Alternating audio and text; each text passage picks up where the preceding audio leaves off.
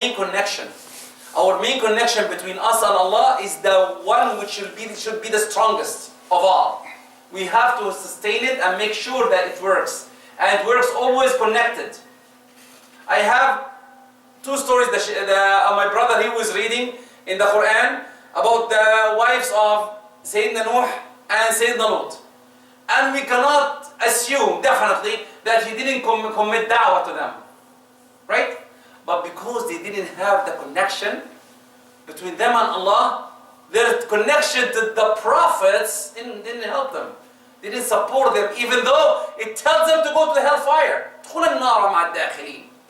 And the next connection between Pharaoh and his wife, his beautiful wife, and who's Pharaoh? I always say, he's the man who said, I am the highest God on earth. Definitely, she has everything. He gave her everything. But with that, she chose the connection between her and Allah. That's why she's Sayyidat Nisa al-Alamin. She's the best of the women in the world. Imagine that. If you keep on the connection between you and Allah, this is the way that will take you to heavens. If you connect with everyone else and you loosen the connection between you and Allah, you cannot go anywhere. It will not take you anywhere. Even not only that, we'll be running away from each other. We will be getting away. Go away from me. I don't want to talk to you. Even the father, the son, the mother, the daughter, everyone will be running away from each other. But the connection between you and Allah, if you strong it, make it stronger, this is the one which will help you and support you and make sure that this is the strongest part. And Imam al-Shafi'i, it's a story, a side story. Imam al-Shafi'i was traveling one day because the people who are sinners, usually, sometimes, all of us are sinners, sometimes. All of us are sinners. All of us commit sins. And always the ulama, when you hear them, you see the reflection. I like to reflect sometimes. I learn from them. But anyway, the reflection of Imam Shafi'i when he was traveling, he got caught by thieves. And the thieves caught all the money, took the money, the food, and they start eating the food except their head. Their head was sitting aside, and he didn't eat. And he said, why are you eating? Reflect, everyone is eating, why not you? And the head of the thieves, the sheikh, like they say of them, and he said, don't you know, today is Monday, I'm fasting sunnah. And Imam Shafi'i said, what?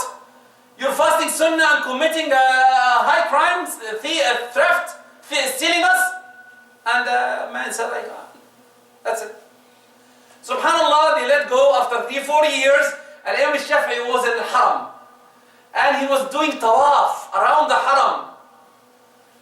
When you do tawaf, he saw this man in the haram crying, praying to Allah. And definitely Imam Shafi'i will not forget him. Hold on. Don't you know me? He said, who are you? He said, you caught me and you were fasting on that day. Now the lesson learned. And that's why I'm using this lesson. Yeah, Imam, look at that. Oh, Imam, don't you know if you leave a door between you and Allah, you will enter through it? If you leave a door between you and Allah, you will go in from it. That's why leave always a door between you and Allah. Always leave a door. Have assurance that if you go to Allah, Allah will accept you. Even if your parents, imagine that if you go to your parents and you make them angry, they will not accept you. But Allah will accept you. Leave a door. Always keep it open between you and Allah. One day, you will use that door and get in. And when you get in, try to stay in. Shaitan always wants to get us out. Always make the connection between you and Allah the strongest. This is the way, inshallah, to be in Jannah. أقول قولي هذا وأستغفر الله وجزاكم الله عنا خيرا وبارك فيكم.